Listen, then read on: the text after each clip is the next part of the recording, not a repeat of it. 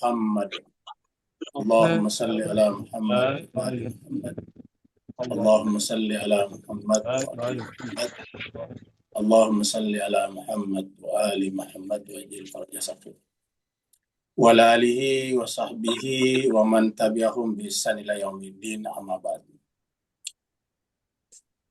Jemaah sekalian, shaimi shaimat rahimakumullah, kita bersyukur kita bersua kembali di hari yang ke-7 yang berpuasa hari Kamis dan hari yang ke-8 bagi yang berpuasa pada hari Rabu. Semoga pertemuan kita ini menjadi pertemuan yang mengundang keberkahan, rahmat, dan ampunan dari Allah SWT. Pagi ini kita masih meneruskan surat Maryam, surat yang ke-19, ayatnya 41 sampai 45. 41 sampai 45. Bagi yang ingin membaca kitab sucinya atau mushafnya, silakan buka surat yang ke-19, ayat 41 sampai 45. Dan kita minta kepada Ustadz kita dengan segala hormat, Ustadz Safi Saleh dari Singapura, untuk membimbing kita, membacakan kepada kita ayat-ayat tersebut. Kepada Ustadz Safi kita persilakan dengan segala hormat. Fadhil Ustadz. Alhamdulillah, syukran. Assalamualaikum warahmatullahi wabarakatuh. Waalaikumsalam warahmatullahi wabarakatuh. أعوذ بالله من الشيطان الرجيم. بسم الله الرحمن الرحيم. أعوذ بالله من الشيطان الرجيم. بسم الله الرحمن الرحيم. واذكر في الكتاب إبراهيم إنه كان صديقا نبيا. واذكر في الكتاب إبراهيم كان صديقا نبيا. إذ قال لأبيه يا أبت لم تعبد ما لا يسمع. إذ قال لأبيه يا أبت لم تعبد ما لا يسمع ولا يبصر ولا يغني عنك شيئا. ولا يبصر ولا يغني عنك شيئا. يا أبت إني قد جاءني من العلم ما لم يأتك فاتبعني. يا إني قد جاءني من العلم ما لم تتبعني.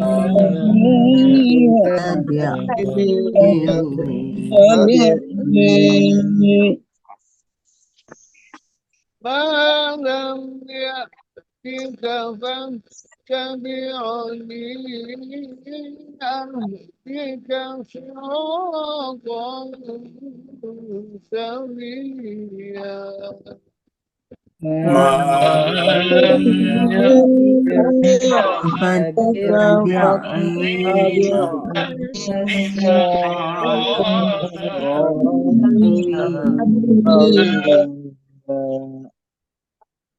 يا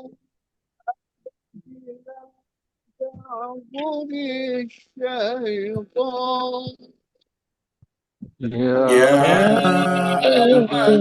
abadnya budi syaitan. إن الشيطان كان للرحمن عصيا Inna syaitan syaitan lirrahmani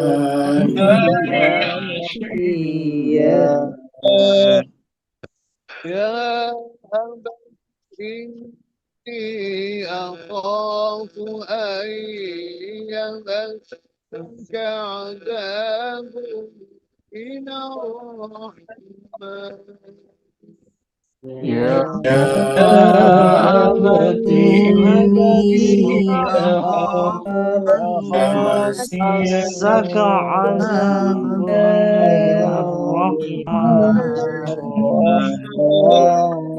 الشيطان فتكون للشيطان وليا فتكون للشيطان وليا صدق الله العلي العظيم Sadaqallahu Aliyul azim. Allahumma صل وسلم وزد وزد وبارك وبارك على رسول الله وآله الأطهار على رسول الله وآله الأطهار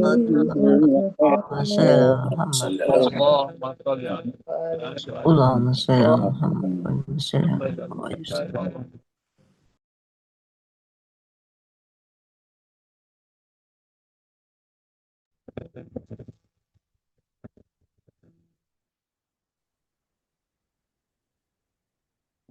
Mewakili jemaah semuanya, kita mengaturkan ucapan terima kasih, syukran katsira kepada Ustadz kita, Ustadz Hafiz Saleh, yang telah membimbing kita, memandu kita membaca ayat suci Al-Quran, surat Maryam, ayat 41 sampai 45. Semoga apa yang beliau bacakan kepada kita menjadi amal jariah bagi beliau dan menjadi sebab Allah SWT memudahkan seluruh urusan beliau. Amin. Begitu juga seluruh jemaah sekalian yang ikut membaca Al-Quran tadi, semoga setiap huruf yang dibaca tadi Allah lipat gandakan menjadi 10 hasanah. Amin. Kita teruskan surat Maryam, surat yang ke-19. Surat ini turun di Mekah, maka disebutlah dengan surat Makkiyah.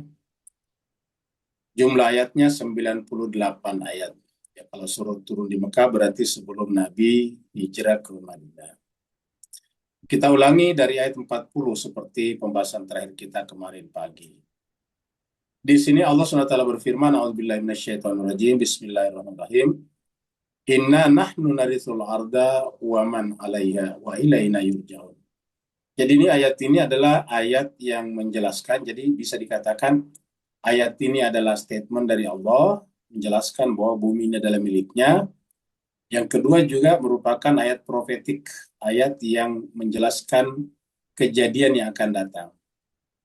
Yaitu bahwa pada ujungnya bumi ini adalah diwarisi oleh Allah dan orang saleh yang dipilihnya. Karena menggunakan kata nahnu di sini. Penggunaan kata nahnu di sini adalah untuk mengakomodasi surat Al-Baqarah ayat 30 ketika Allah SWT meminta kepada seluruh malaikat menyampaikan bahwa dia Allah akan menjadikan khalifah di muka bumi. Setelah Allah berfirman, wa idz qala rabbuka lil malaikati inni ja'ilun fil ardi khalifah. Maka khalifah itulah yang akan mewarisi. Dan khalifah di situ berbentuk tunggal. Berarti bahwa khalifah yang akan mengatur bumi ini adalah satu orang. Apakah nabi-nabi sebelumnya juga khalifah? Iya juga, tetapi belum mencakup seluruh permukaan bumi. Kita tahu pada zaman Nabi Muhammad kita, Nabi sebelum meninggal hanya menyebarkan Islam dan mengaturnya hanya sampai sekitar Syam saja sekarang. Kalau sekarang Syams, sekitar Levant, sekitar Palestina dan Syria.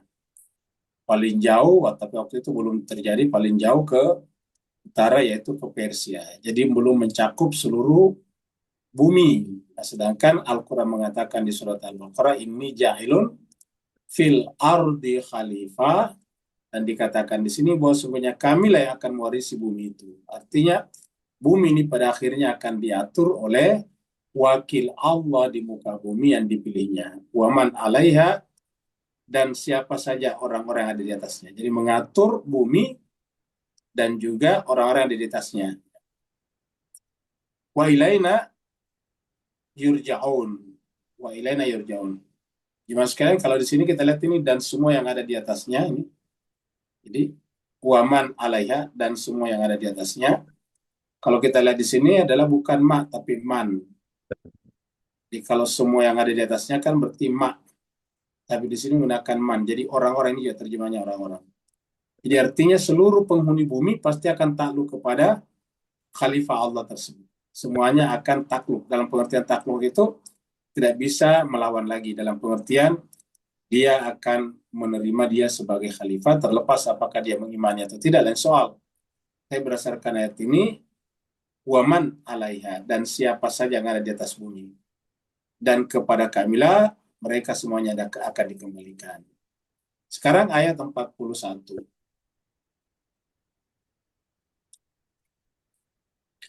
Jadi sampai 40 tadi selesailah cerita tentang Nabi Isa.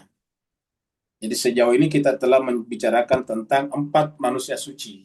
Ulangi lagi, 4 manusia suci. Yang pertama Nabi Zakaria, terus kemudian putranya Yahya, Nabi Yahya. Kemudian yang ketiga adalah Siti Maryam. Jadi cerita Maryam ada di situ. Kemudian yang keempat Nabi Isa yang lahir dari rahimnya Maryam. Nah sekarang ayat 41 kita masuk cerita baru. Cerita yang kelima, yaitu Nabi Ibrahim alaihi salatu wassalam.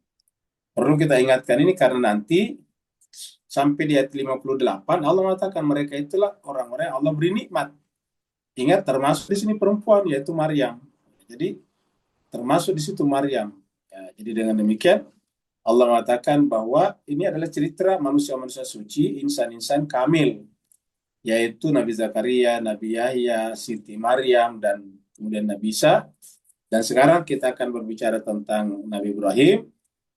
Mendengar Nabi Ibrahim, maka yang kita ingat adalah dia dibakar atau dibuang ke dalam api. Seperti dalam ilustrasi kita ini. Wadkur fil kitabi Ibrahim. Jadi, dan ingatkanlah, ataukah ceritakanlah, fil kitabi, bisa, ini maknanya luas. Bisa bermakna sebutkanlah, bisa juga bermakna ceritakanlah, bisa juga bermakna ingatkanlah. Tetapi kata-kata wadkur bisa juga bermakna berikan pelajaran. Jadi artinya peringatan, cerita ini mengandung pelajaran yang sangat berharga. Tentang siapa? Tentang Nabi Ibrahim di dalam kitab suci. Jadi ingat, selalu basisnya kitab suci. Dalam hal ini adalah Al-Quran. Jadi kita ganti dengan ingatkanlah atau ceritakanlah tentang Ibrahim di dalam Al-Quran. Kenapa disebutkan Alkitab? Karena bukan saja dalam Al-Quran, tapi disebutkan juga pada kitab-kitab samawi sebelumnya. Disebutkan di dalam Perjanjian Lama atau Taurat. Jadi disebutkan wadkur fil kitabi Ibrahim. Kenapa perlu diceritakan Ibrahim? Nah, di sini katakan innahu, karena sungguhnya dia itu karena adalah siddiqan nabiyya. Jadi dua di sini penyebutannya, siddiqan nabiyya. Jadi ayat ini mengajarkan kepada kita tentang istilah atau terminologi siddiq. Ya. Jadi yang namanya siddiq itu adalah terminologi yang Allah gunakan dalam Al-Quran untuk orang yang Allah sendiri akui tentang kesiddiqannya. Begitu juga Nabi, karena kan sama nih Siddiq kan Nabi ya. Nabi itu tidak boleh diangkat oleh manusia. Begitu juga Siddiqah. Mungkin ada saja orang yang namanya Nabi, nama orang tuanya kasih nama Nabi misalnya. Kemudian mungkin saja ada orang bernama Siddiq, tetapi tentu beda kalau itu adalah gelar dari Allah. Kalau gelar dari Allah maka itu adalah hakikat namanya, bukan hanya nama. Jadi kan bisa saja kita menggunakan saya kata Rasul. Rasul itu kan aslinya dipilih oleh Allah. Tapi bisa saja orang tua kita kasih nama kita Rasul, seperti nama saya Rusli itu kan dari kata Rasul. Tetapi nama saya Rasul bukan berarti saya utusan Tuhan. Saya hanyalah menggunakan nama itu oleh orang tua sebagai doa agar anaknya mengikuti jalan kerasulan. Jadi bukan pilihan. Jadi tapi kalau di dalam Al-Quran itu adalah pilihan Allah. Jadi Siddiq dalam pengertian Al-Quran itu pilihan Allah, bukan pilihan manusia.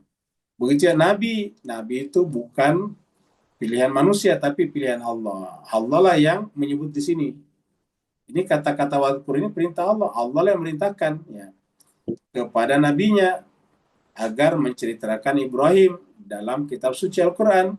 Kenapa perlu diceritakan? Karena dia adalah siddiqan nabiyya. Jadi dia adalah siddiqan nabiyya. Jadi adalah siddiq dan nabiyya. Jadi siddiq itu artinya apa? Aslinya, kalau nama aslinya adalah berhak hanya disandang oleh manusia suci atau insan kamil dan dipilih oleh Allah SWT. Ingat sekali lagi nama dengan hakikat berbeda. Di Indonesia ada orang tua memberi nama anaknya Tuhan. Mungkin Bapak Ibu Tuan dan Puan pernah membaca dulu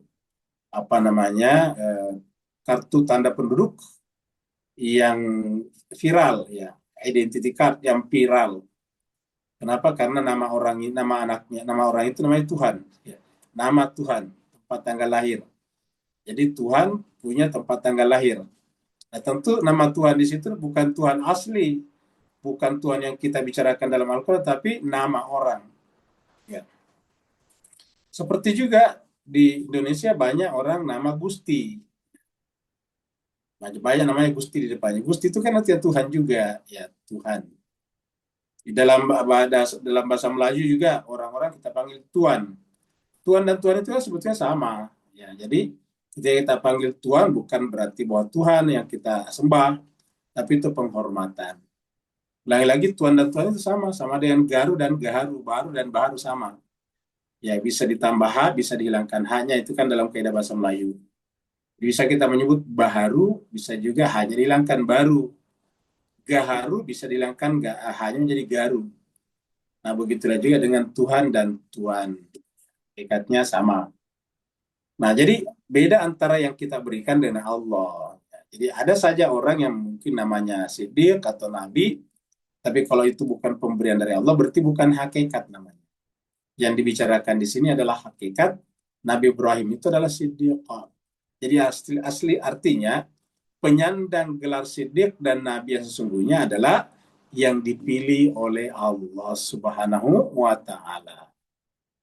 Lagi-lagi yang dipilih oleh Allah Subhanahu wa Ta'ala, entah melalui nabinya atau langsung oleh Allah Rabbul Alamin.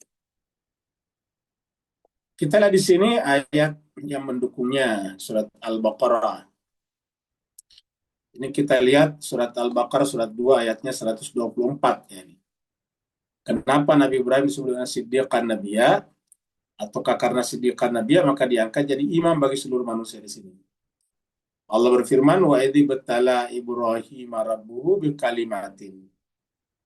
Dan ingatlah tatkala Nabi Ibrahim diuji oleh Tuhannya dengan beberapa kalimat. Fatamahun, lalu kemudian dia menunaikan semuanya. Apa artinya menunaikan semuanya? Dia membenarkan siddiqa, dia membenarkan. Jadi dia membenarkan apa yang dikatakan Tuhannya. Jadi namanya siddiqa itu adalah menyempurnakan atau menunaikan, melaksanakan tanpa reserve perintah Tuhannya. Jadi kalau siddiq dalam pengertian nama manusia atau biasa, belum tentu menjalankan perintah Tuhan atau Rasulnya. Kalau ini harus menjalankan perintah Tuhannya. Di tempat lain, Nabi Ibrahim disebut siddiqa karena bahkan disuruh menyembelih putranya pun dia melakukannya. Ingat, disuruh menyembelih putranya Ismail, dia pun melakukannya. Ya.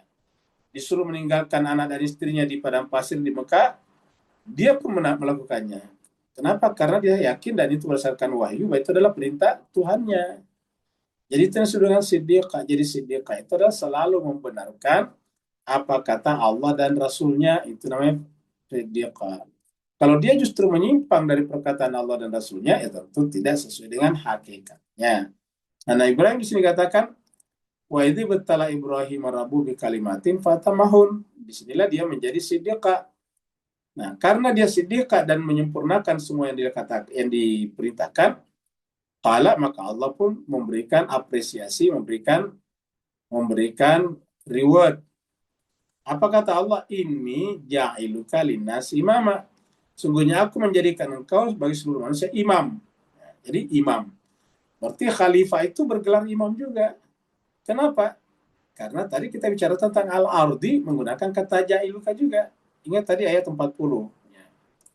Kami akan mewarisi bumi, ingat tadi. Narisul arda.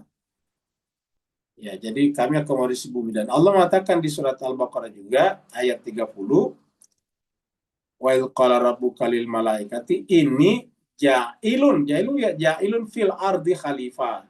Jadi kata ini ja'ilun fil ardi khalifah berarti khalifah itu bisa bernama imam. Karena ini ja'ilu nasi imama, ya. Bisa bergelar nabi, bisa disebut juga siddiq, bisa berbicara disebut dengan imam. Ini ja'ilu nasi imam. Kenapa disebut dengan nabi? Karena menerima informasi dari langit, dari Allah. Kenapa disebut dengan siddiqah? Karena dia membenarkan semua perkataan Allah dan Rasulnya. Kenapa disebut dengan imam? Karena dia memimpin. Dia mengepalai seluruh manusia di muka bumi. Maka Nabi Ibrahim mengatakan, wa min dzurriyyati, dan harus dari zuriatku. Jadi yang bergerak, yang berhak mendapatkan gelar imam, nabi, rasul, ataupun siddiq adalah zuriatnya Nabi Ibrahim. Ya, kita tadi tahu ya namanya Zakaria, Yahya, Siti Maryam, Nabi Isa, itu adalah dari Nabi Ibrahim ke atas semuanya. Kalau kita tarik ke atas, semuanya bermula dari sulbi Nabi Ibrahim. Maka Nabi Ibrahim mengatakan, wa min dzurriyyati zuriatku. Nah, sinilah nantinya lahir. Makanya nanti kalau kita ketemu ayat 68 menggunakan bentuk zuriat juga.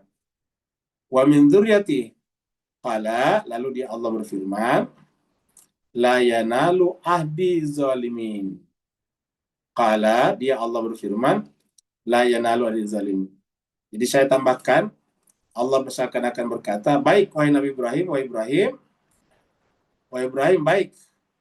Saya akan memilih zuriatmu sebagai imam sepeninggalmu, penerusmu. Tetapi zuriatmu yang tidak pernah melakukan kezaliman. Qala la yanalu ahdi zalim. Jadi tidak pernah melakukan kezaliman. Jadi yang bisa memenuhi janjiku ini hanyalah yang tidak pernah melakukan kezaliman. Kalau dia pernah melakukan kezaliman walaupun hanya sebentar atau sedikit, dia tidak berhak menerima ahadku ini, janjiku ini. Tidak bisa menerima sertifikat pengangkatanku ini sebagai imam bagi seluruh manusia. Ayat 42.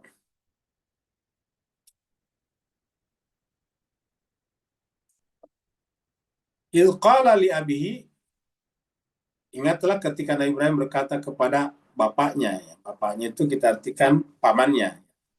Karena yang namanya nabi itu kan adalah zuriatan ba'dha min ba'din. Jadi yang namanya nabi itu Pak sekalian kan menggunakan kata abihi di sini. Mayoritas kita kan masih menggunakan kata abihi ya, bapaknya. Kalau kita menggunakan analisis bahasa Arab dan Al-Quran, itu sebetulnya bukan bapaknya, tetapi pamannya, harusnya pamannya. Loh, kok bisa? Kalau pamannya kenapa bukan ammi di sini? Kenapa qala li ammihi kan begitu? Kenapa li abihi? Nah, kita lihat jemaah sekalian. Pertama kita tolak ini karena kalau kita terima abihi berarti terjadi kontradiksi dalam Al-Quran. Sedangkan Al-Quran itu tidak boleh terjadi kontradiksi. Ya, apa namanya? Metodologinya disebutkan dalam Al-Quran. Metodologinya disebutkan di Quran. Yaitu tidak boleh terjadi kontradiksi dalam Al-Quran. Surat An-Nisa. Ya, surat An-Nisa ayatnya 83. 82 berarti ya. 82, An-Nisa 82. Afala yatadabbarun Al-Quran, mengapa mereka manusia tidak mentadaburi Al-Quran? Walau kana min indillah, seandainya Al-Quran itu datang dari min indi ghairillah, seandainya Al-Quran itu datang bukan, kita artikan bukan di sini, bukan dari sisi Allah, lawajadu fihi ikhtilafan katsiran. Kalau datang bukan dari Allah, maka tentu terjadi kontradiksi yang banyak.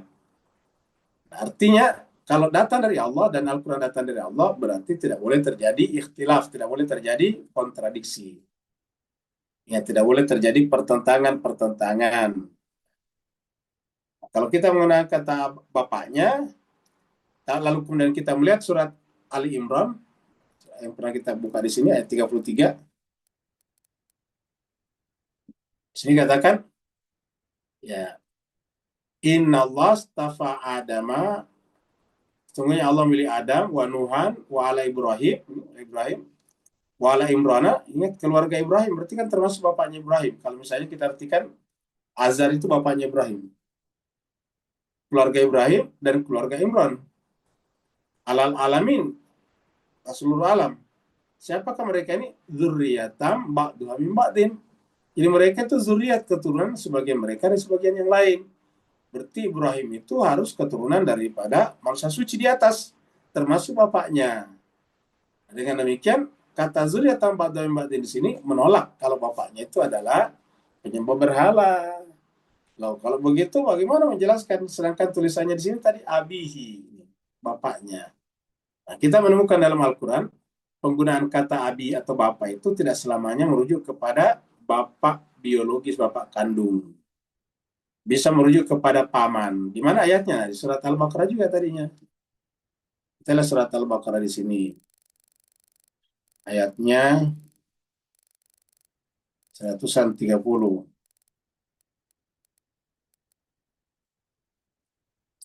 Nah, kita lihat di sini. Ya.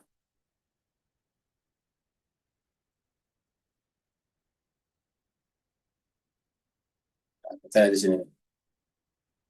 Am kuntum syuhada'a, ataukah apakah kalian hadir menyaksikan idh hadara Yaqub al-maut, ketika Nabi Yakub kedatangan malaikat maut, maksudnya akan meninggal dunia.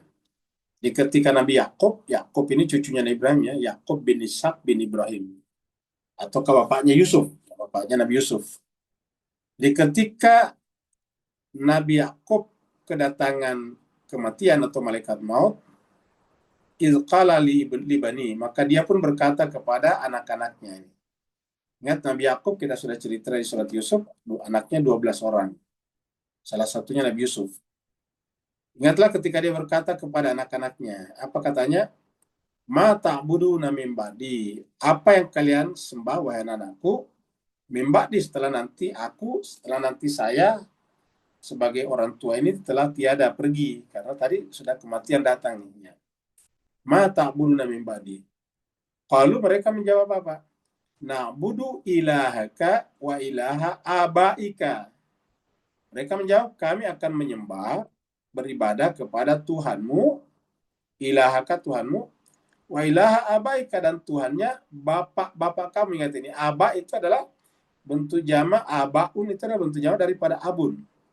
Ya, kepada bapak-bapak kamu. Siapa bapak kamu itu? Ibrahim, Ismail, Ishak. Perhatikan. Jadi yang dimaksud dengan bapak di sini adalah paman juga. Ini kan pamannya nih. Ingat Ismail dan Ishak bersaudara. Sedangkan tadi Yakub tadi di sini adalah anak daripada Nabi Ishak. Berarti anak-anaknya Nabi Yakub itu, ini anak-anaknya Nabi Yakub Bani di sini menganggap Ismail, posisi Ismail adalah sebagai pamannya, kan begitu. Ammuhum, paman mereka. Tetapi di sini dipanggil sebagai bapak ini. Na'budu ilahaka wa ilaha abaika Ibrahim wa Ismail wa Ishaqa. Nah, gitu. Jadi bapaknya Ibrahim, bapak-bapak kamu, bapaknya Nabi Yakub yang dimaksud, dianggap bapaknya Nabi Yakub siapa? Ibrahim. Oke lah, Ibrahim adalah kakeknya. Tapi Ismail kan adalah paman. Karena Ismail ini saudara dengan Ishak. Tapi dipanggil sebagai bapak juga. Nah, ayat ini menjelaskan kepada kita bahwa penggunaan kata abun atau abi tidak selamanya merujuk kepada ayah kandung. Ilqala li abihi ya abati, wahai ayah, lima ta'budu ma la yasma'u wa la yubsiru wa la yughni anka syai'a. Wahai paman, ya abati, wahai paman, lima ta'budu, mengapa kamu menyembah ma la yasma'u, apa yang tidak bisa mendengar. Siapa patung-patung itu yang tidak mendengar. Ini kan pamannya menyembah patung. Bayangkan kalau misalnya Nabi Ibrahim punya bapak penyembah patung, susah menjelaskannya. Kok bisa penyembah patung melahirkan nabi? Kan susah menjelaskan ini. Kenapa? Karena nabi-nabi itu harus orang tuanya suci. Bukan saja nabi, tetapi manusia biasa pun juga cenderung manusia itu mewarisi watak dan pekerjaan ataukah profesi orang tuanya, keyakinan orang tuanya. Jadi malah yasmaus, menyembah sesuatu yang tidak bisa mendengar. Wala yubsir, yang tidak melihat juga. Jadi mendengar dan melihat saya tidak mampu, bagaimana bisa membantu? Wala yughni anka syai', dan tidak bisa menambahkan kepada sesuatu kamu apapun juga. Artinya tidak bisa merubah keadaan lah. Yughni itu tidak bisa menambah, tidak bisa menambahkan, tidak bisa membantu. Angka kepadamu syai' sesedikit apapun juga. Jadi tidak bisa memberikan uang, tidak bisa apapun juga, tidak bisa membantu sedikit juga. Nah, inilah yang disampaikan Ibrahim di sini. Dan apakah ini hanya berlaku pada patung-patung? Selain daripada Allah, hakikatnya semuanya fakir. Jadi hakikatnya selain daripada Allah, semuanya adalah hakikatnya la yasma wa la yubsir wa la yughni anka syai'a. Karena apa yang misalnya yang seseorang berikan kepada kita, itu hakikatnya dari Allah juga. Itu karena orang itu mencari nafkah, karena Allah berikan tubuh kepadanya, Allah berikan akal sehat. Jadi hakikatnya dari Allah.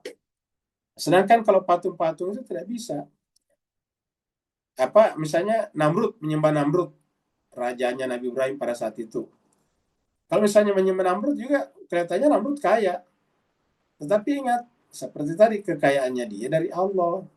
Buktinya ketika Namrud akan meninggal dunia, ya meninggal dunia saja, tidak bisa melawan malaikat maut. Jadi wala yubsiru wala yughni anka syai'a. Kita lihat di sini surat Anbiya. Allah berfirman, surat Anbiya surat 21 ayat 52. Idz qala li abihi, ingatlah tatkala Nabi Ibrahim berkata kepada ayahnya, wa qaumi, dan kaumnya. Jadi dia berkata kepada pamannya dan kaumnya, ma hadhihi tamatilu, ya apakah patung-patung ini? Jadi kata-kata ma hadhihi tamasilu, berarti yang ditanyakan maknya di sini adalah hakikat. Karena Nabi Ibrahim sudah tahu tamasil itu patung-patung. Ma hadhihi tamasilu allati antum laha akifun.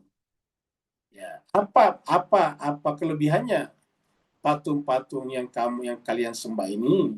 Akifun itu sembah secara bertekun menyembahnya. Akifun, dari kata akifun lahir kata itikaf. Jadi kalau kita itikaf itu dari kata akifun.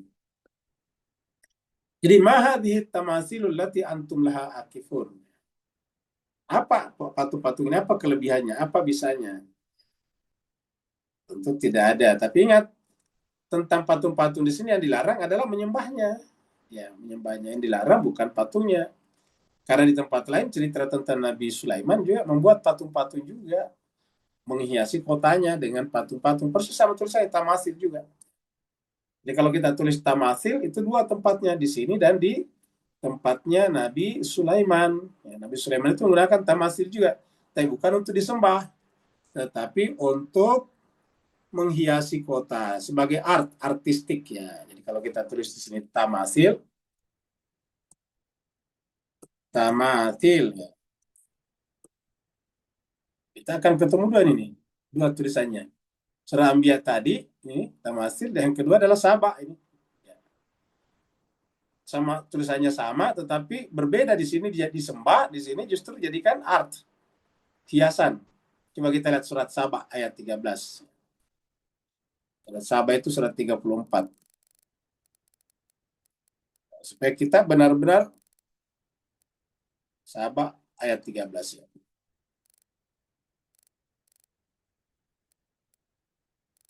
Ayat 13. Sehingga kita berargumen dengan Al-Quran. Jangan asalkan patung pasti salah. Coba kita lihat sini.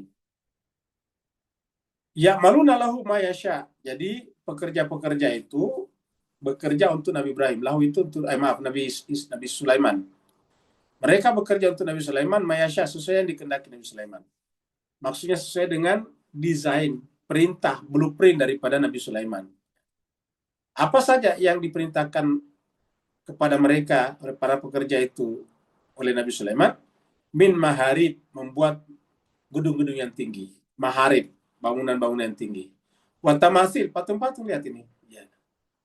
Kalau memang tidak boleh, kenapa Nabi Ibrahim menyuruh jin-jin atau pekerja-pekerja itu membuat patung-patung?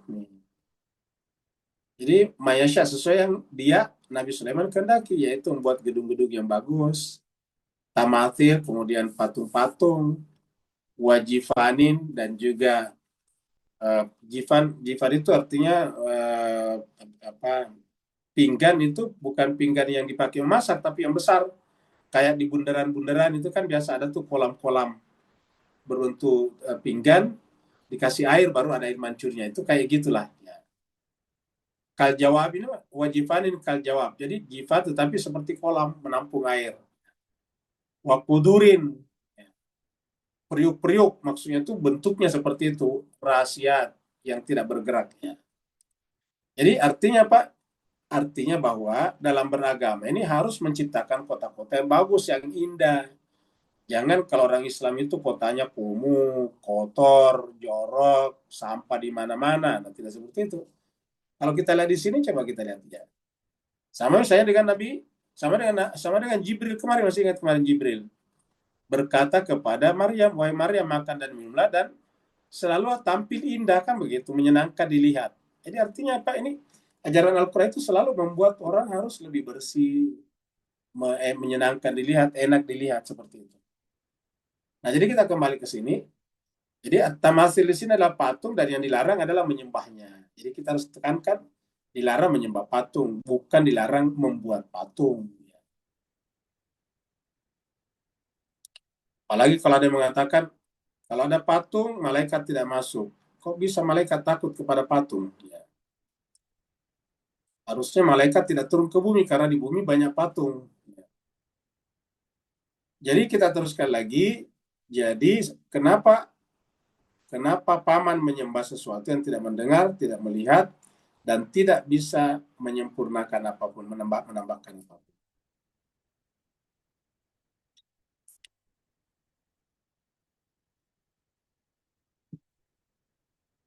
Ya abati, wahai paman, ini qad ja'ani minal ilmi malam ya'tika. Jadi ingat ceritanya Nabi Ibrahim itu kan tinggalnya di sebuah tempat pedalaman Babilonia. Ya. Lalu kemudian pergi ke kota Babilonia. Sepertinya waktu tinggal di kota Babilonia, tinggal di rumah pamannya, begitu. Pergi ke rumahnya pamannya, maka tentu dia manggilnya sebagai ayah, wajar. Ya abati ini qad ja'ani minal ilmi ma lam yatika. Wahai paman, sungguhnya telah datang kepada saya ilmu, maksudnya itu wahyu, pemberitahuan, pengetahuan, malam yatika yang belum datang kepadamu. Fattabi'ni, maka ikutilah aku. Kalau kau ikuti aku, ahdika siratan sawiyah.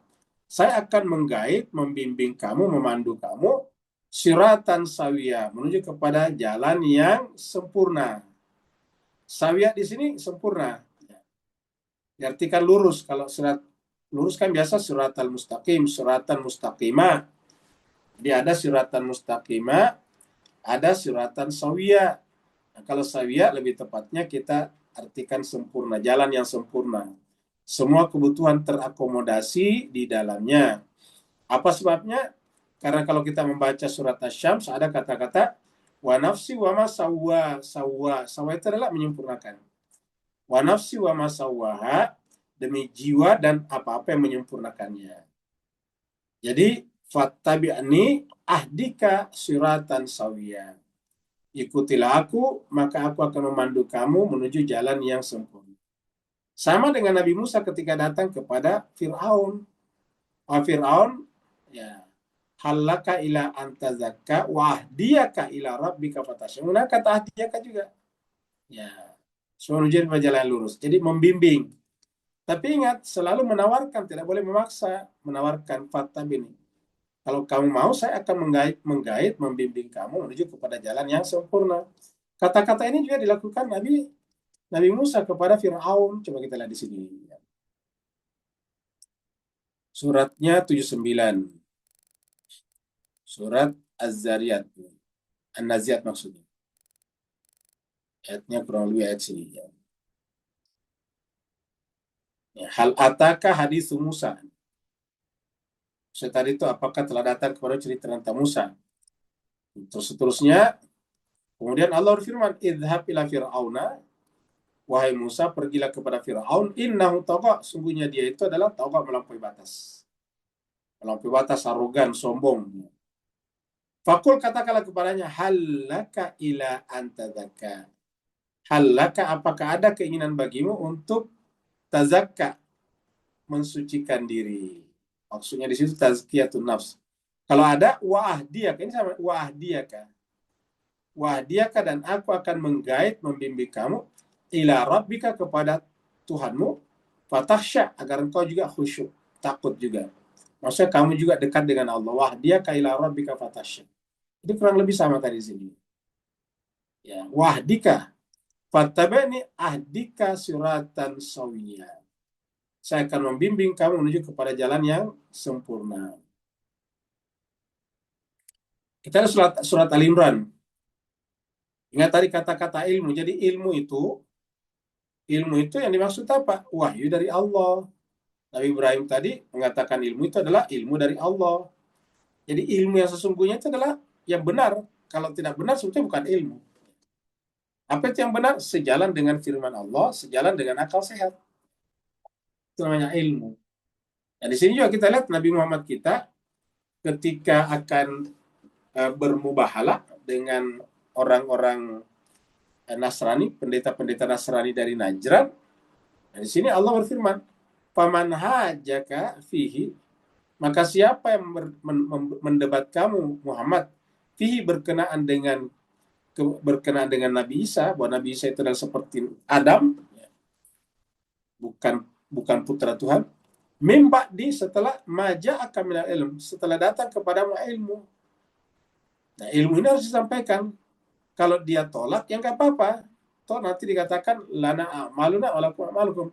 Tapi kalau dia memaksa dan tidak mau pergi, dia memaksa untuk harus seperti dia, maka fakul, katakanlah, ta'alau nad'u abna'ana wa abna'akum. Marilah kita panggil anak-anak kita, anak-anak kalian, anak-anak kami, anak-anak saya maksudnya, kata Nabi Muhammad di sini. Wa abna'akum, dan anak kalian, wa nisa'ana wa nisa'akum, wa anfusakum. Kita baca asbabun nuzulnya ayat ini adalah berkaitan dengan mubahalah, yang kemudian Nabi memanggil anak-anaknya. Siapa yang dipanggil di sini? Abna'ana. Ya, anak-anak kami. Siapa dipanggillah? Al-Hasan Al-Husain. Nisa'ana, wanita kami. Siapa yang dipanggil pada saat itu? Karena itu kejadiannya di Madinah. Dipanggil adalah Fatimah Zahra. Kemudian wa anfusana, diri kami. Siapa yang dipanggil Nabi? Yaitu Sayyidina Ali. Hasan, Husain, Fatimah, dan Sayyidina Ali.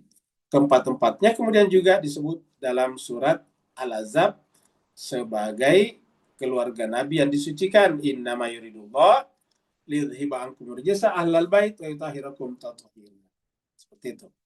Summa nabtahil, kemudian kita bermubahalah. Fanaja'al la'natullahi 'alal kadhibin. Apa isi mubahalahnya? Ya, semoga Allah melaknat siapa di antara kita yang berdusta. Itulah kenapa? Karena orang-orang Nasrani Najran ini kan memaksa, sementara dia datang ke tempatnya Nabi. Kalau Nabi datang ke tempatnya, boleh saja Nabi pulang saja. Tapi ini enggak. Mereka disuruh pergi kan enggak enak juga. Padahal sudah selesai masalahnya. Udahlah, kalau tidak mau ikut, tidak mau mengakui Isa sebagai hamba Allah, ya silakan, nggak apa-apa. Kalian mengakui Isa sebagai putra Allah, ya tidak apa-apa juga, itu silakan. Tetapi sayangnya mereka ini datang ke Madinah, bahkan tinggal di Masjid Nabi. Maka kemudian lahirlah mubahalah ini. Tapi intinya adalah ilmu tadi. Jadi ilmu. Kata-kata ilmu di sini. Jadi penekanannya ada pada ilmu. Jadi yang namanya ilmu itu aslinya adalah yang dari Allah. Jadi ilmu apapun kalau sejalan dengan Allah harus diterima. Sejalan dengan Al-Quran maksudnya. Makanya Al-Quran ini penting sekali karena Al-Quran ini adalah standar. Al-Quran ini adalah mizan. Makanya salah satu nama daripada Al-Quran adalah mizan, furqan.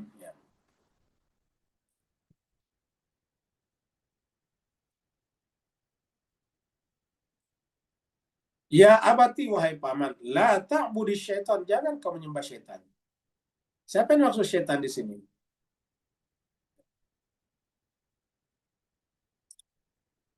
Kalau dikatakan syaitan di sini adalah patung, tidak ada patung yang durhaka. Kan ini kata-kata inna syaitana kana lirrahmani asya ini. Wahai paman, janganlah engkau menyembah syaitan, karena sungguhnya syaitan itu adalah durhaka kepada Allah yang Maha Penyayang, Pemurah. Sedangkan kita tahu, nah patung kan nggak ada yang durhaka. Patung kan benda mati, bagaimana bisa durhaka? Jadi kalau begitu siapa yang maksud syaitan di sini? Ya orang siapa? Ya yaitu Namrud. Jadi mengikuti arahan Namrud tanpa risau, tanpa berpikir kritis, namanya menyembah. Oleh sebab itulah manusia ini selalu harus menggunakan nalar kritisnya, critical thinkingnya. Manusia harus menggunakan pisau analisisnya. Seperti itu. Manusia harus menggunakan kemampuan kritisnya. Kalau tidak mengikuti begitu saja, ya berarti namanya menyembah. La ta'budi syaitan. Jadi pada saat itu orang-orang Babilonia banyak menyembah Namrud. Namrud sendiri tidak percaya kepada patung. Bagi Namrud, patung itu adalah alat untuk mengendalikan kesadaran rakyatnya. Jadi banyak tuh penguasa-penguasa Islam di dunia atau agama hanya digunakan sebagai alat untuk mengendalikan kesadaran rakyatnya. Karena itu yang paling bagus. Karena namanya agama itu kan selalu masif. Ya, jadi dikendalikan dengan terminologi agama, gampang dikendalikan. Jadi dengan demikian, ya sekalian berbahagia, maka yang dimaksud syaitan di sini adalah Raja Namrud. Ingat, Raja Namrud karena memerintahkan rakyatnya untuk melakukan penyeragaman, menyembah berhala. Kalau dia tidak menyembah berhala, berarti hakikatnya tidak mematuhi Namrud. Nah itu dia. Jadi intinya sebetulnya berhala itu hanya dijadikan instrumen politik untuk mengukur kepatuhan rakyatnya terhadap dirinya. Makanya Allah tahu ini. Jadi dengan demikian kalau mereka, masyarakat Babilonia, ikut menyembah berhala, hakikatnya menyembah Namrud. Maka dikatakan di sini, ya abati la ta'budi syaitan, inna syaitana kana lirrahmani isya. Kita lihat sini surat Al-Baqarah. Makanya jelas sebaik kita disuruh masuk Islam secara kafah ini. Ya ayyuhalladzina amanu wa orang beriman, udkhulu fis silmi kafah. Surat Al-Baqarah 208. Nah, di sini menggunakan kata silmi, artinya sebetulnya kedamaian. Karena Islam itu sebetulnya adalah kedamaian. Jadi maksudnya masuklah ke dalam kedamaian secara kafah. Artinya kedamaian tidak bisa kita ciptakan kalau tidak masuk Islam secara kafah. Wala tattabi'u khutuwati syaitan, jangan mengikuti langkah-langkah syaitan. Innahu, karena sungguhnya syaitan itu lakum bagi kalian aduwwum mubin, musuh yang nyata. Jadi yang menyebabkan orang tidak masuk dia adalah mengikuti syaitan. Ayat ini sekarang paling bagus dijadikan sebagai poster atau sebagai sebagai profil status lah dalam WA kita, supaya orang-orang tahu bahwa orang kalau ikut pada Donald Trump BOP itu tidak masuk ke dalam Islam secara kafah. Donald Trump jelas-jelas adalah pedofili. Donald Trump jelas-jelas terlibat dalam Epstein file. Donald Trump adalah membunuh rakyat Palestina. Kok tiba-tiba duduk bersama dengan Israel, bersama dengan Netanyahu, Israel, baru kemudian menggunakan bahasa yang sangat indah demi Palestina. Kalau memang demi Palestina, mana nama Palestina di situ? Ya, jawabannya tidak ada. Di dalam BOP itu tidak ada nama Palestina. Mendesain negaranya orang tanpa melibatkan negaranya, ini kan adalah penganiayaan. Ini adalah kolonialisme. Ini bukanlah kedamaian, tapi ini adalah kolonialisme yang berbaju peace kedamaian. Jadi peace-nya itu, kedamaiannya itu hanyalah masker saja atau topeng saja untuk menyembunyikan wajah Draculanya sesungguhnya. Bayangkan nanti kalau misalnya mereka membangun gedung-gedung di Gaza, siapa yang bangunnya? Kushner and the gang, yaitu apa namanya, Donald Trump. Kita tahu Donald Trump itu kan adalah bisnis utamanya properti. Lalu siapa nanti yang menempati itu? Tidak mungkin orang Gaza dan orang Palestina. Lalu siapa? Disewakan. Siapa yang menyewa? Orang-orang Yahudi dari berbagai penjuru dunia. Coba. Lalu bagaimana dengan orang asli Gaza?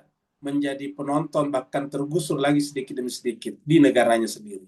Inilah pikiran liciknya, gampang sekali dibaca. Tetapi banyak negara Islam yang terlibat di dalamnya hanya karena takut diancam oleh Donald Trump, sementara Amerika itu sangat lemah. Cobalah lihat, mengerahkan semua tentaranya ke Timur Tengah menyerang Iran, tetapi analis militer semuanya dari kalangan Amerika sendiri mengatakan tidak mungkin mengalahkan Iran. Terakhir, asisten militernya yang paling dekat dengan Trump mengatakan kita hanya bisa berperang sampai 5 hari melawan Iran. Ya.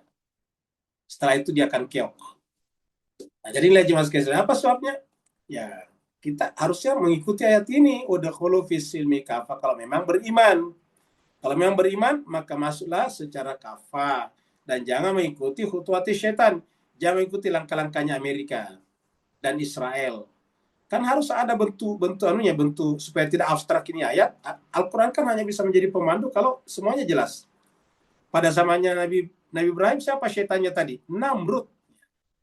Kalau zaman sekarang siapa syaitannya? Iya, Amerika, Donald Trump, Netanyahu. Maka janganlah mengikuti langkah-langkah Netanyahu dan Donald Trump. Kenapa? Dia itu musuh yang nyata bagi kamu. Nyata dia membunuh orang Palestina dan Gaza. Sampai sekarang pun jadi melakukannya. Nah, jadi itulah jemaah sekalian. Jadi inna syaitana kana lirrahmani asya. Karena syaitan itu durhaka kepada Allah. Maka jangan ikuti. Ya. Ayat 45.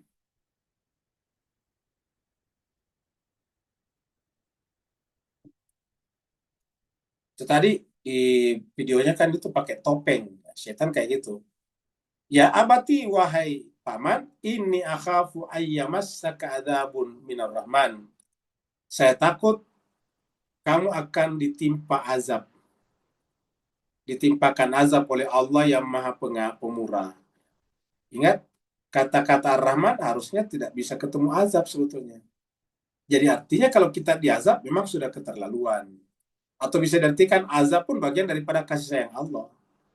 Karena hukuman itu adalah bagian daripada cinta. Kalau tidak ada cinta, tidak ada hukuman. Kalau tidak ada hukuman, bukan cinta namanya. Jadi inni akhafu ayyamassaka adzabun minar rahman fatakuna lisyaitani waliya. Maka kamu akan menjadikan syaitan sebagai wali. Wali sini pemimpin, sebagai yang diikuti walinya, seperti wali kota, wali murid. Fatakuna lisyaitani waliya. Ini menunjukkan juga sekalian kalau kita mencintai seseorang, maka wujud cinta kita diwujudkan dalam bentuk tidak ingin orang atau anak kita atau orang tua kita itu adalah mendapatkan azab. Itulah sebetulnya. Kalau kita selama ini kan kalau kita cinta kepada seorang, kita ingin berikan duniawi kepadanya. Nah, berdasarkan ayat ini, harusnya kalau kita mencintai seorang, kita tidak ingin orang itu terjebak di dalam pusaran azab api neraka. Surat Al-Araf ayat 59. Ini kata-kata itu tadi disampaikan bukan hanya Nabi Ibrahim kepada kaumnya dan kepada pamannya, tapi juga disampaikan oleh nabi-nabi yang lain. Di sini adalah Nabi Nuh kepada kaumnya.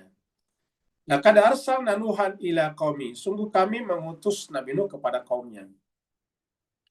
Faqala, lalu Nabi Nuh berkata, ya qaumi, wahai kaumku, ya'budullaha, sembahlah Allah, ma lakum min ilahin ghairuhu.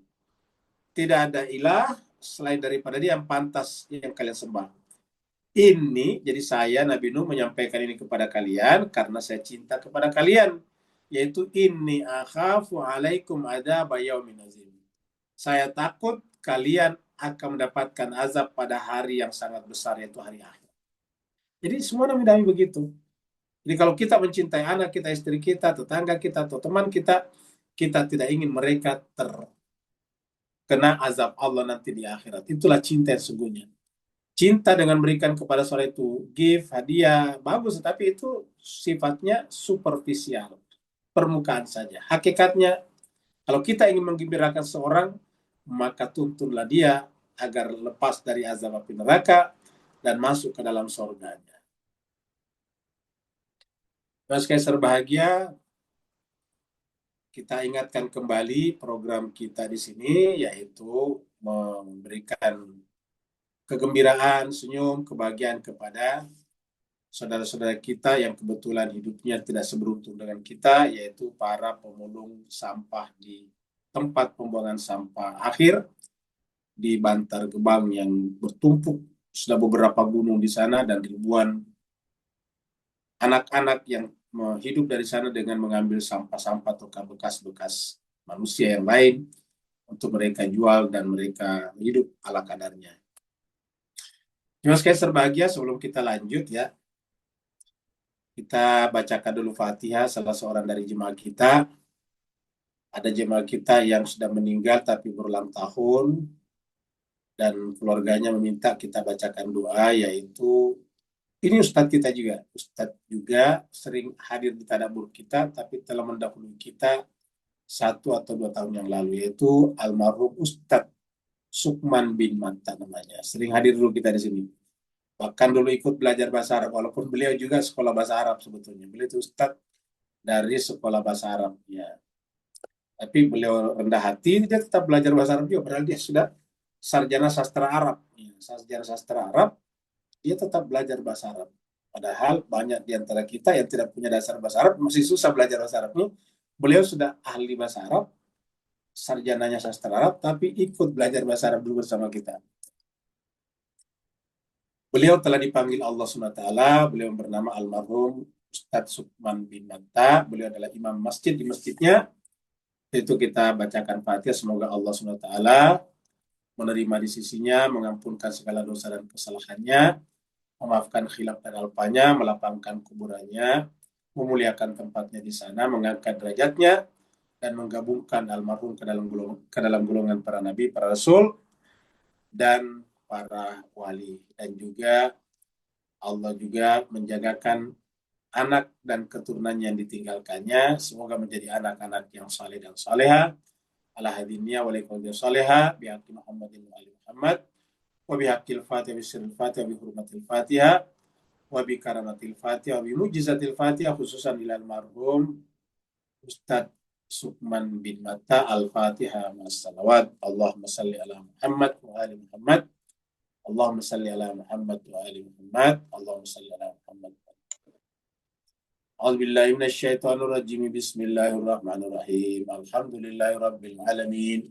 Ar-Rahmanir Rahim. Maliki yaumiddin. Iyyaka na'budu wa iyyaka nasta'in. Ihdinas siratal mustaqim. Siratal ladzina an'amta 'alaihim ghairil maghdubi 'alaihim waladdallin. Kita teruskan dengan hadis berikut ini. Nabi Ibrahim membangun Mekah. Ini Nabi mengatakan begini. Ini adalah anna Rasulullah sallallahu alaihi wasallam qala, Rasulullah bersabda.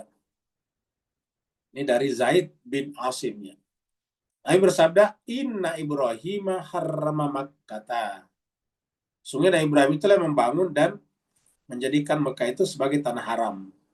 Wada'a maksudnya karena Nabi Ibrahim maka Mekah menjadi haram. Tanah haram maksudnya. Wada'a li ahliya, dan Nabi Ibrahim berdoa demi kesejahteraan daripada ahlinya, penduduknya. Itu doanya kita bisa baca di dalam surat Al-Baqarah dan surat Ibrahim. Wah ini dan sesungguhnya aku, kata Nabi di sini Nabi Muhammad, haramtul Madinata. Aku pun yang membangun dan menjadikan kota Madinah itu kota yang suci juga, haram. Jadi negeri haram juga. Kama harrama Ibrahimu Makkata. Sebagaimana Ibrahim membangun dan menjadikan Mekah itu sebagai tanah suci. Kita artikan saja haram di sini sebagai tanah suci. Wa inni da'autu fi sa'iha wa muddiha. Dan aku, kata Nabi, juga mendoakan kesejahteraan dan kebahagiaan bagi penduduknya, penduduk Madinah. Bimithli ma da'a bihi Ibrahimu li ahli Makkah. Persis sebagaimana doa Nabi Ibrahim untuk penduduk Mekah. Jadi jemaah sekalian berbahagia, Nabi Muhammad kita benar-benar seperti Nabi Ibrahim. Nabi Ibrahim itu melahirkan Mekah, Nabi Muhammad kita melahirkan Madinah. Makanya kita sebut Madinah itu adalah kota Nabi. Masjid Nabi juga ada di sana, Masjid Nabawi. Ini hadis riwayat Muslim nomor 2422. Hadis berikutnya adalah berdasarkan hadis ini, hadis Bukhari ini, bahwa Nabi Ibrahim nanti di akhirat berjumpa dengan Azar, pamannya tadi, ini sebut Azar namanya. Jadi adalah anin Nabi sallallahu alaihi wasallam qal, Nabi bersabda, yalqa Ibrahimu abahu Azar yaumal qiyamah. Jadi nanti Ibrahim akan berjumpa dengan abahnya, bapaknya atau pamannya tadi, yaitu Azar, yaumal qiyamah, pada hari kiamat.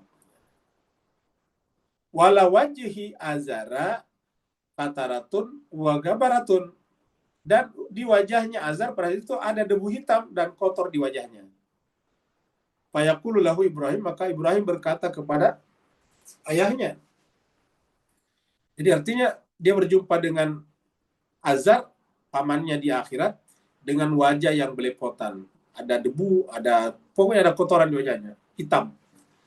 Maka berkatalah Nabi Ibrahim kepadanya, fayaqulu lahu Ibrahim.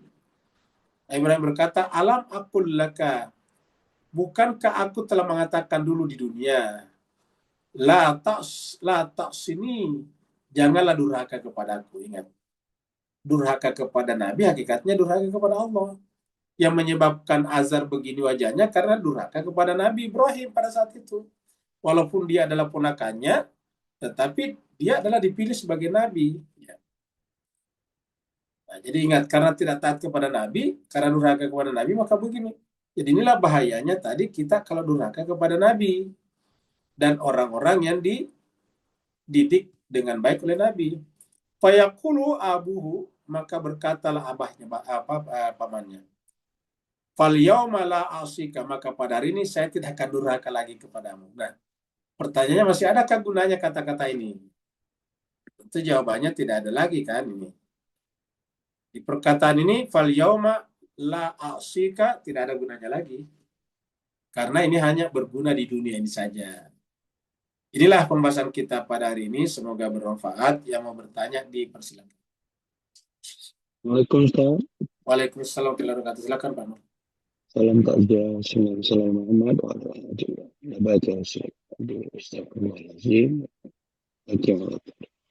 So, boleh kita menggembar-gemburkan bahawa setiap insan suci kamilnya, di mana pun mereka berada, keberkahan mereka akan melimpah ruah dan tumpah di daerah tu, sama ada kita sedar atau tidak. Beri pencerahan teguran sisi batinnya, para kelakon. Baik, jadi kita lihat tadi jemaah sekalian, Nabi Ibrahim ada di Mekah, Mekah menjadi terberkahi, menjadi tanah haram.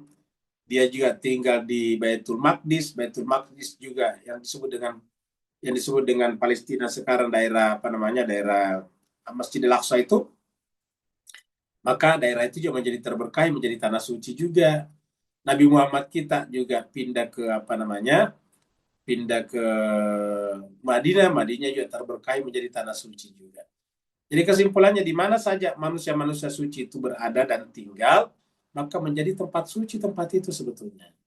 Karena tempat itu terberkahi, seperti kata Nabi Isa, kita membaca ayat Nabi Isa beberapa hari yang lalu. Nabi waktu lahir dia katakan, dan saya juga adalah mubarakan aina ma kuntu. Saya diberkahi dimanapun aku berada. Nah, seperti itu. Maka tempatnya Nabi Isa itu di sekitar Baitul Maqdis tadi, dia tanah suci juga. Nabi Muhammad kita pindah tempat tinggal ke Madinah, Yastrib, menjadi tanah suci juga. Seperti itu. Makanya juga sebagian berpendapat bahwa Kufa tanah suci juga. Kenapa? Karena di sana pindah orang keluarga Nabi yang sangat luar biasa, yaitu Sayyidina Ali bin Abi Thalib, maka dia menjadi juga tempat suci juga, seperti itu. Jadi dengan demikian, di mana saja ada orang suci, manusia sempurna, tempat itu terberkahi atau mubarakan, dan karenanya kita boleh ke tempat itu untuk apa? Tabarruk namanya, mengambil barokah, seperti pembahasan kita sebelumnya. Ada lagi yang lain? Ada di chatroom, Ustaz, Pak Halim. Baik.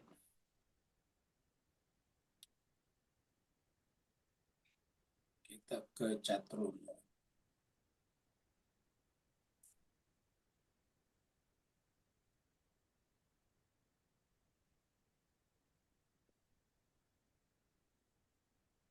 Apakah cucu cicit ya? Dari Pak Halim, waalaikumsalam warahmatullahi wabarakatuh, Pak.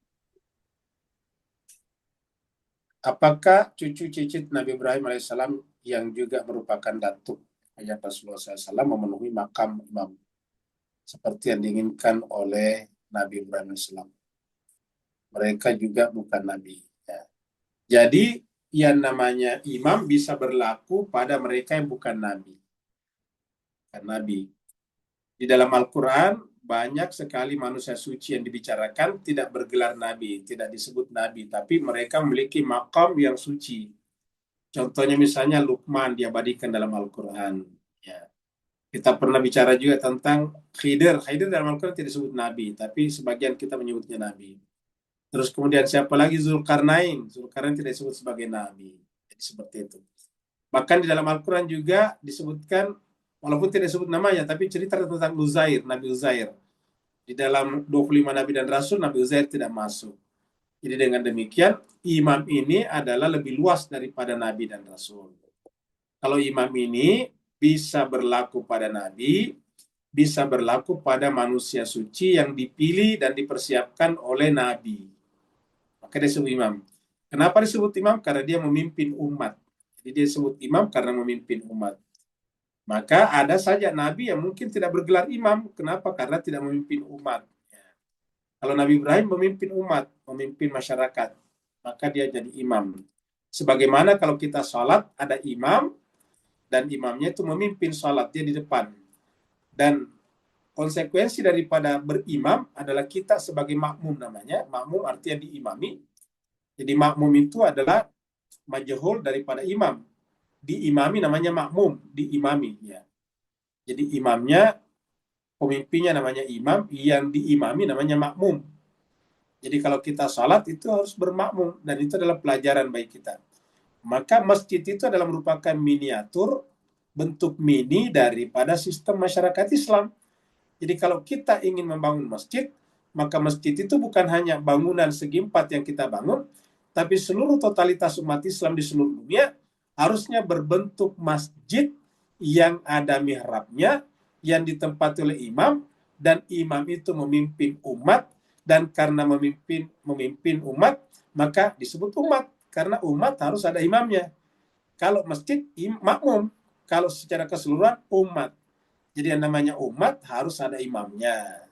Ya, bisa dikatakan umat itu adalah gabungan antara imam dan makmum. Itu namanya umat. Jadi disebut umat kalau ada makmumnya, disebut umat kalau ada juga imamnya. Seperti itu, Pak. Jadi dengan demikian, ini harus memenuhi makam Nabi Ibrahim tadi itu. Ada lagi yang lain? Tidak ada. Kalau tidak ada, kita akhiri sampai di sini. Terima kasih banyak atas perhatian Bapak Ibu sekalian. Mohon atas segala kekurangan, dan terima kasih banyak kepada Pak Nur dan juga kepada Pak Halim yang telah bertanya. Jadi mewakili kita semuanya dari Malaysia tadi Pak Halim, dari Pak Nur tadi dari Singapura. Semoga semuanya menjadikan kita semuanya terberkahi di negara kita masing-masing, sehingga kita menjadi bersaudara dunia dan akhirat, dan kita selalu disatukan oleh Allah Subhanahu wa taala lahir dan batin. Amin. Wassalamualaikum warahmatullahi wabarakatuh. Waalaikumsalam warahmatullahi wabarakatuh.